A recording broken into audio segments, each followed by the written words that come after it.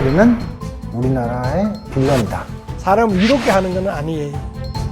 1957년 8월 한 일간지에 실린 의문의 기사. 홍수가 나던 날 강철이라는 동물 2마리가 나타났고 녀석들의 움직임이 물의 수위를 변화시켰다는 내용.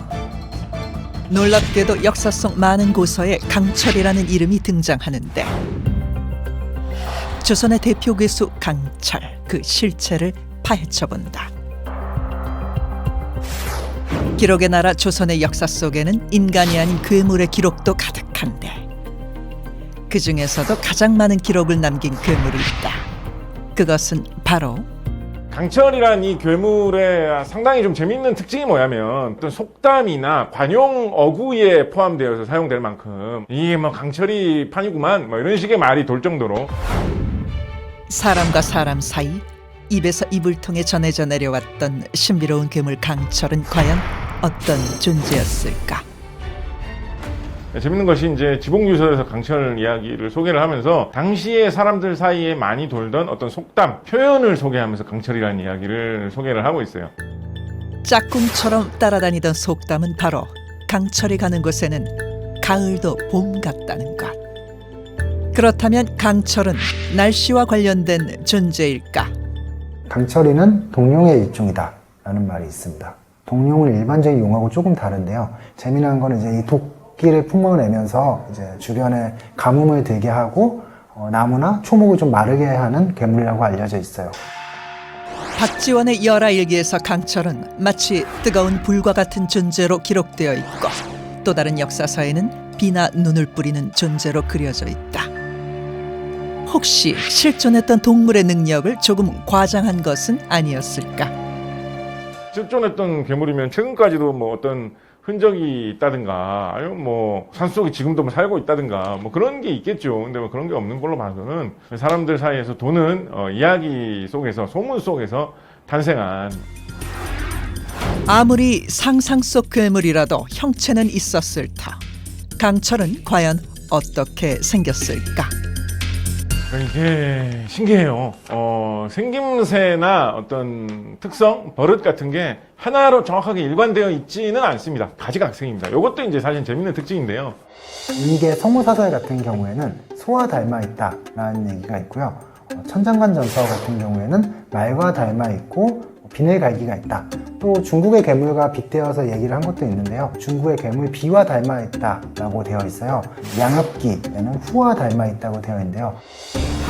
다양한 기록만큼 강철의 모습 또한 천차만별이었는데 뭔가 이상한 형체를 보고 살이 덧붙으면서 이야기가 퍼지는 와중에 뼈대는 비슷하게 뭔가 용과 비슷한 뱀과 비슷한 그런 게 하늘을 날아다니는데 그거하고 똑같지는 않고 뭔가 다리도 좀 길게 있고 털도 좀 많이 달린 좀 그런 특이한 모습이다. 사람들이 상상했던 강철의 모습을 되살리기 위해 AI 기술을 이용해 보기로 했는데 다양한 사진 자료를 기반으로 만든 여러 가지 괴물들. 과연 어떤 모습이 가장 강철에 가까울까?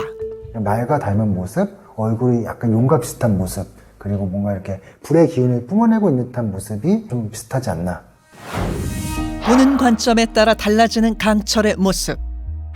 그런데 실제 강철의 모습이 그려진 곳이 있다는 제보를 받았다. 경상북도 청도군의 한 사찰.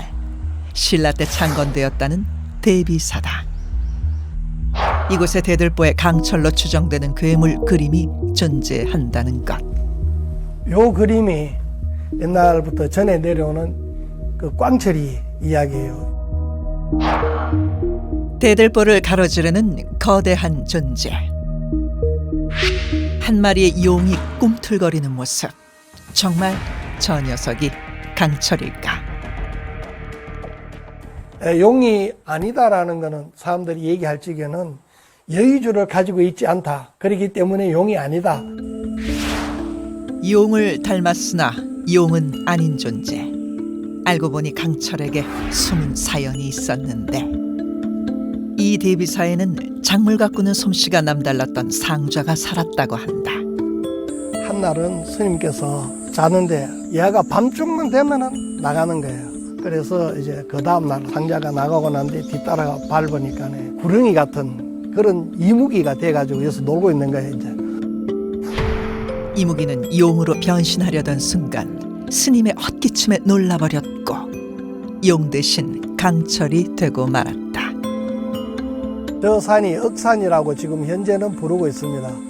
그러나 옛날에는 꽝철이가 이제 용이 못 되고 울부짖으면서 넘어가면서 꼬리를 막 흔들며 갔기 때문에 저 바위가 깨졌다고 해서 깨진 바위라고 부르기도 한답니다. 지역 곳곳에 남아있던 강철의 흔적. 놀라운 것은 녀석의 존재감이 한순간에 사라져버린 것이다. 강철이는 그 농경지대에서만 주로 회자가 됐던 거고요. 그 지역에서 민담으로 회자가 됐던 것들이 많아요. 그렇기 때문에 좀 요새 오면서 이 특성하고 좀 맞지 않아지지 않았나라는 생각이 듭니다. 17세기 무렵에 어느 순간에 탄생한 괴물인데 굉장히 그게 이상하게 설득력과 인기를 얻어가지고 전국에 퍼져나가서 그런데 또 20세기 들어오면서 사글사글 쓱 또 사라져가지고 잊힌 괴물이다. 한때 조선 사람들을 울리고 웃겼던 한국의 대표 괴물 강철. 대한민국의 문화 콘텐츠로 되살리는 것이 21세기를 살아가는 우리들의 과제가 아닐까.